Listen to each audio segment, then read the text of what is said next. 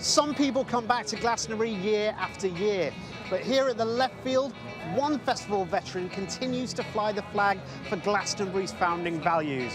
It's Billy Bragg. Billy, for you personally, like this year, 65th birthday, is that right? Yep, I am 65 this year, actually, yeah. And 40 years of Billy Bragg the musician, is that right? Indeed, 40 years of since my first album, Life's a Riot. And 21 years of the left field. Yeah, it's been amazing.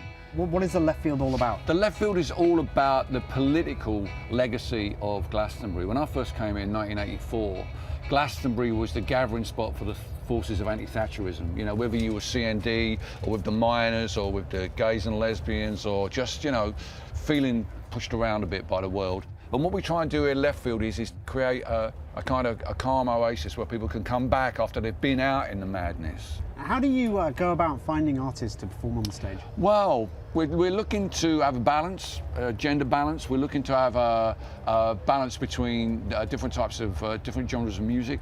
Probably one of my favourite was last year, which Jamie Webster was here, and his crowd were rather excitable. You know, I've had people come up to me who've been working here for 20 years, say they've never seen anything like that in this tent. I've always looked to play here one day. It's always been a massive dream of mine, and thankfully, you know, left field gives artists with a voice, with something to stand for, gives them a platform. Please welcome the very fabulous Kassayet!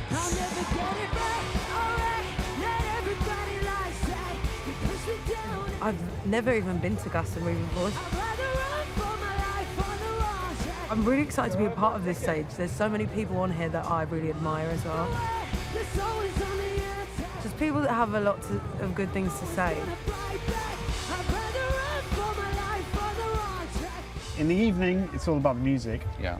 Earlier on in the day, sort of debates and discussion. Yeah, discussion and debate. But one of our real greats here, who was a regular, was Tony Benn. He used to come every year, and the politics that he represented, that non-conformist politics, that kind of different idea of what England could be. And it's a good place because there's a lot of, you know, because we're right in the middle of the markets here.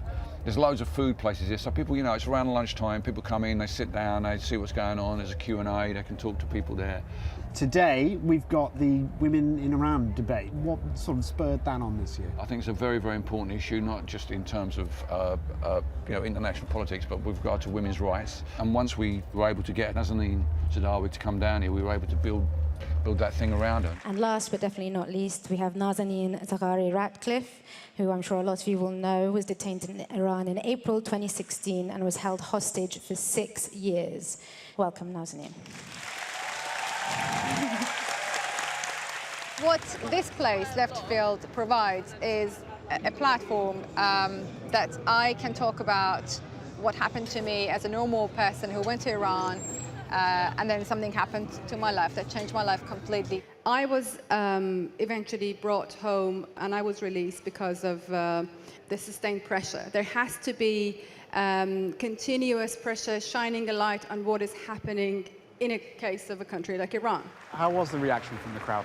Oh, it was phenomenal. I wasn't expecting it.